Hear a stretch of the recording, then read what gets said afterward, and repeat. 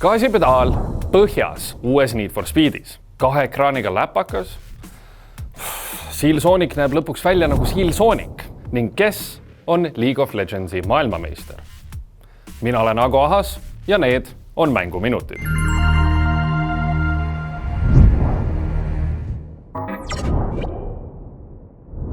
Need for Speed on mänguseeria, mis on eksisteerinud 25 pikka aastat.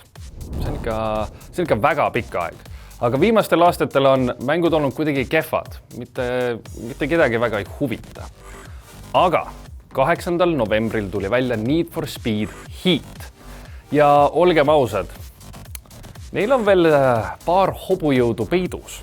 Heat on põhimõtteliselt jaotatud 2 erinevaks osaks. Päevane osa, mis on selline rahulik ja võtad legaalsetest võidusõitudest osa ning öine, seal on tegevused, mis päeva algust kardavad.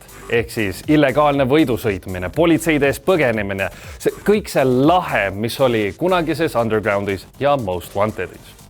Ja mängu lugu? No, kui sa oled üks nendest, kes arvab, et igal mängul peab olema lugu, siis väga hea, sellepärast, et mängul on lugu. Kas on hea, kas on halb? See on Need for Speed, sa ei mängi seda loo pärast, sa ikkagi mängid selle pärast, et väga kiiresti sõita igal pool. Aga mikromaksed, neid ei ole. EA äkki võtab juba vaikselt kokku ennast. Põhimõtteliselt sa ei pea oma päris raha kulutama, et lahti saada mingisuguseid autosid või mingisuguseid iluesemeid. Ei. Ostad mängu, saad kõik kätte. Kui on hammas verel bensiini lõhna järgi ja mootorite müra ja nitro ja tahaks ikka kihutada, siis Heat on üle aastat üks parimaid Need for Speede. Nii et laadige mäng oma mängumasinasse. Sarnaselt automängudega ei ole rüperalli maailmas väga suurt midagi toimunud viimastel aastatel, et üks on õhem kui teine ja mõnel on rohkem LED. Aga Asus otsustas välja tuua ZenBook Pro Duo. Kõige parem graafikakaart, kõige parem protsessor, väga palju mälu, SSD ketas, 2 4K ekraani ja 2 4K ekraani laptopil. Nimelt põhiekraani ja klaviatuuri vahel on veel teinegi ekraan ning mõlemad on 4K resolutsiooniga, see on uskumatu. Teed Photoshopiga tööd, paned sinna abiekraanid, teed montaažitööd, paned sinna ajajoone, lemmikmuusikaprogramm, veebibrauser, ükskõik mida sa tahad. Igatahes teine ekraan teeb töö tegemise veelgi lihtsamaks. Asus ZenBook Pro Duo on arvutitargas saadaval hinnaga 2889 eurot ning lisainfo jaoks vaadake arvutitark.ee. 2018. aastal otsustati Seal Sonicust teha film, mis siis toimub meie reaalses maailmas. Aga esimese reklaamklipi nägemisel ütleme niimoodi, et väga paljud kulmud kerkisid. Internet ei olnud rahul selle reklaampildiga, sellepärast et Seal Sonic ei olnud Seal Sonic, vaid mingisugune tulnukas Seal.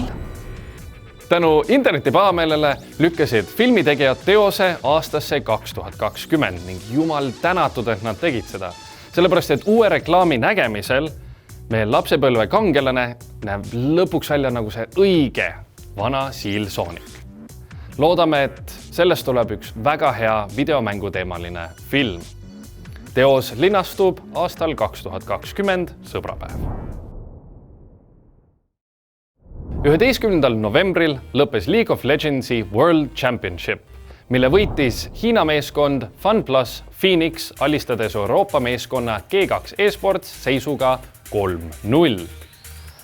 Lisaks sellele aule, mis nad said, võitsid nad ka $2,5 miljonit. See on ikka hunnikus raha, mida võita videomänge mängides. Kui su e-spordi oskused ei ole veel nii kõrgele küündinud, et sellistest üritustest osa võtta, siis saad aga neile panustada.